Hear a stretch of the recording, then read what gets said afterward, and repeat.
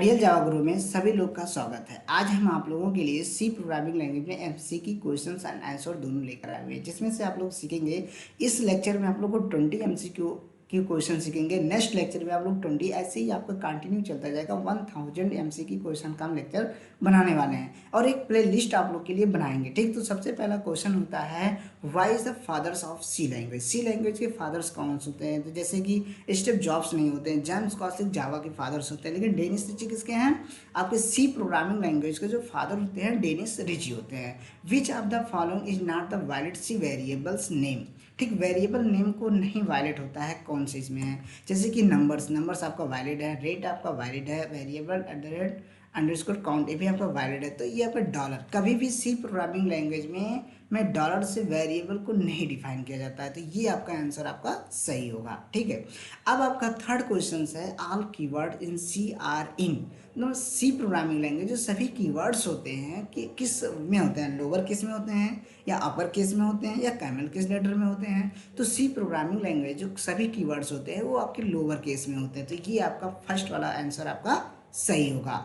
अब आपका फोर्थ वाला क्वेश्चन आता है, which of the following can not be variable name in C. तो वेरिएबल नेम से किसे रिप्रेजेंट नहीं किया जाता है, डिफाइन नहीं किया जाता। जैसे कि ट्रू आपका एक वेरिएबल हो सकता है। ठीक है, फ्रेंड्स पे आपका एक वेरिएबल की तरह यूज कर सकते हैं हम लोग सी प्रोग्रामिंग लैंग्वेज में, एक्सपोर्ट भी कर सकते हैं। लेकिन वैलेटिल से कीवर्ड होता है, तो वैलेटिल एक कीवर्ड्स होता है, इसे हम सी प्रोग्रामिंग लैंग्वेज में कभी भी वेरिएबल के रूप में डिनोट नहीं कर सकते हैं। तो ये आपका 4 का आंसर ए आपका सही होगा। अब आता है 5 question, what is the short in C programming language. C programming language में इंट में सॉर्ट क्या होता है? सॉर्ट क्या है? ठीक, दी जानेंगे। The basic data types of C. Yes, आपका ये सॉर्ट जो होता है एक बेसिक डेटा टाइप भी होता है, क्वालिफायर भी होता है। तो ये आपका आंसर आपका सही होगा। Sort is the qualifier and int is the basic data types. जो सॉर्ट होता है वो क्वालिफायर भी होता है और इंटीजर का एक बेसिक डेटा टाइप्स भी होता है। तो सी आंसर इसमें आपका सही होगा। नेक्स्ट क्वेश्चन आपका 6 आता है, which of the following declaration is not supported by the C language. By C language, C language के द्वारा किसे सपोर्ट नहीं किया जा सकता है? जैसे कि कैरेक्टर पॉइंटर स्ट्रिंग्स, इसे सपोर्ट किया जा सकता है। फ्लोट स्ट्रिंग, इसे भी सपोर्ट किया जा सकता है। बोथ, इसको भी किया जाता है। लेकिन कभी भी सी प्रोग्रामिंग लैंग्वेज में स्ट्रिंग डेटा टाइप्स का यूज नहीं किया जाता है। तो ये आपका 6 का ए वाला आंसर आपका सही होगा, राइट। अब नेक्स्ट क्वेश्चन आपका आता है, where in C the orders of precedence of operator do not exist. किसे ये एग्जिस्ट नहीं करता है? ओके, ऑपरेटर किसे एग्जिस्ट नहीं करता है? Okay, with in the condition statement if ills को कभी भी ये नहीं कर सकता है। Okay, with in the while do while loop, ये भी आपका लूप की तरह काम करता है, इसे भी नहीं करता है।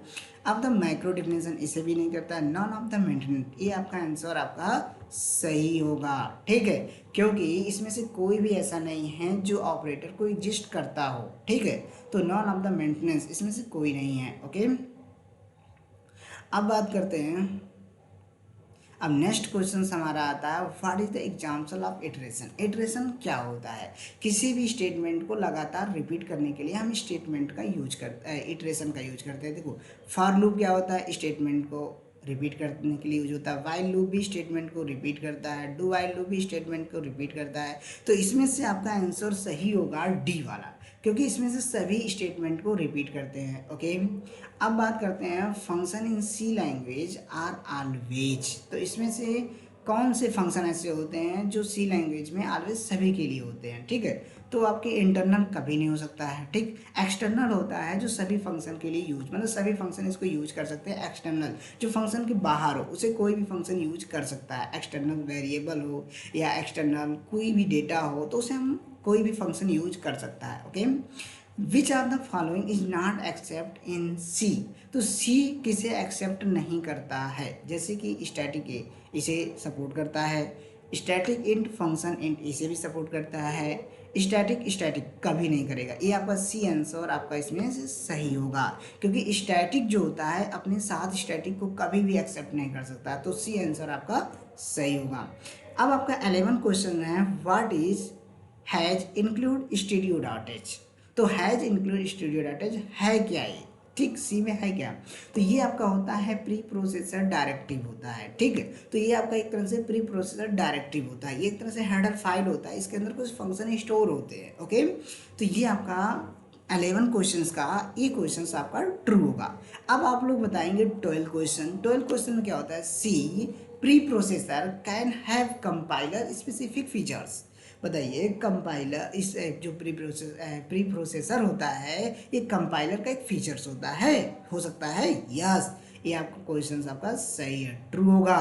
यस, प्री प्रोसेसर जो होता है कंपाइलर का एक फीचर्स होता है, हो सकता है। ओके, नेक्स्ट क्वेश्चन आता है which of the following are the C pre processor.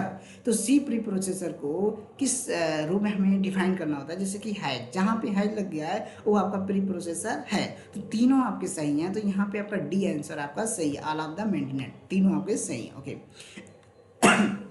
अब नेक्स्ट क्वेश्चन आता है 14, the C preprocessor are the specified with comma मतलब डैश सिंबल्स। अब बताइए प्री प्रोसेसर को किस सिंबल्स के साथ डिनोट किया जाता है, स्पेसिफाइड किया जाता है। तो प्री प्रोसेसर को हमेशा किससे किया जाता है, सब लोग आंसर दीजिएगा हैज, ये आपका सही होगा। ओके, अब नेक्स्ट क्वेश्चन आता है 15, which of the following return type, जो रिटर्न करता है वैल्यू को, can not be use for the function in C. तो इसमें से कौन होते हैं जो रिटर्न टाइप होते नहीं हैं, जो रिटर्न टाइप होते हैं जो फंक्शन में यूज होते हैं। देखो, can not use by the function, मतलब फंक्शन में नहीं यूज होते हैं। ओके, और रिटर्न टाइप होते हैं लेकिन फंक्शन में यूज नहीं होते। तो इसमें से तीनों यूज होते हैं फंक्शन में।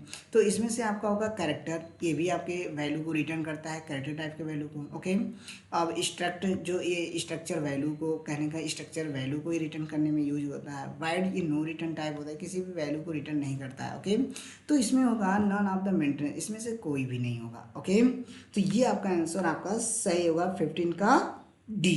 ओके, अब नेक्स्ट क्वेश्चन आता है, तो 15 का डी होता है वो, आप लोग इसे टिक जरूर लगा लीजिएगा। ओके, 16 क्वेश्चन होता है the standard header dot dot is used for variable list arguments. Okay, मतलब आर्गूमेंट के लिस्ट के रूप में वेरिएबल कौन सी इसमें हेडर फाइल्स होता है, जैसे स्टूडियो डॉट एच, ये फंक्शन के लिए यूज होता है, प्रिंटअप और स्कैनर फंक्शन के लिए होता है, स्टैडलिब ये स्टैंडर्ड लाइब्रेरी होता है, math dot H header file होता है, ये मैथ के लिए यूज होता है, स्टैंडर्ड आर्गूमेंट। तो ये आपका आंसर आपका सही है, आर्गूमेंट के लिए ये हेडर फाइल का यूज होता है।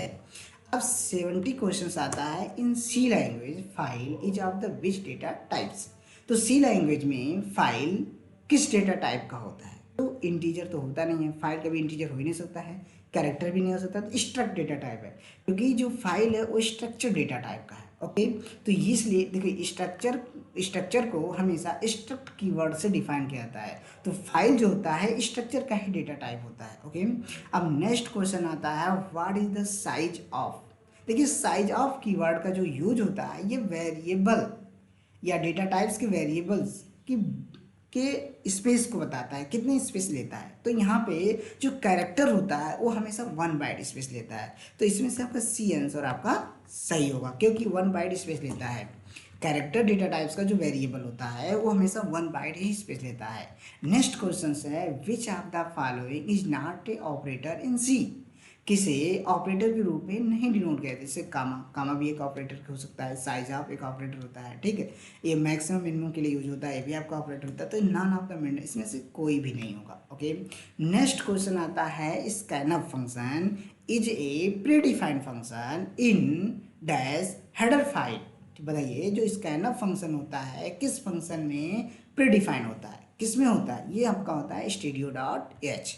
Standard input output data header file में 2 फंक्शन होते हैं, प्रिंट आउट और स्कैनर फंक्शन। तो इस हेडर फाइल में आपके स्कैनर फंक्शन स्टोर होते हैं। तो 20 क्वेश्चन यहाँ पे कंप्लीट होता है। अब नेक्स्ट लेक्चर में हम 21 से सीखेंगे। ओके, 21 से लेके 14 तक और 40 से लेके 16 तक, ऐसे आपका कंटिन्यू लेक्चर चलता जाएगा, कंटिन्यू चलेगा। ओके, ये लगभग 1000 तक चलेगा। तो ये एक तरह से प्लेलिस्ट बनने वाला है, तो सभी लोग इस चैनल को सब्सक्राइब कर लें और सब्सक्राइब भी कीजिए, अपने फ्रेंड्स के पास भेजिए। अगर वीडियो अच्छा लगे, कंटेंट अच्छा लगे, तो आप लोग सब्सक्राइब कीजिए, लाइक कीजिए, कमेंट भी कीजिए। ओके, तो ऑल फ्रेंड्स, थैंक यू।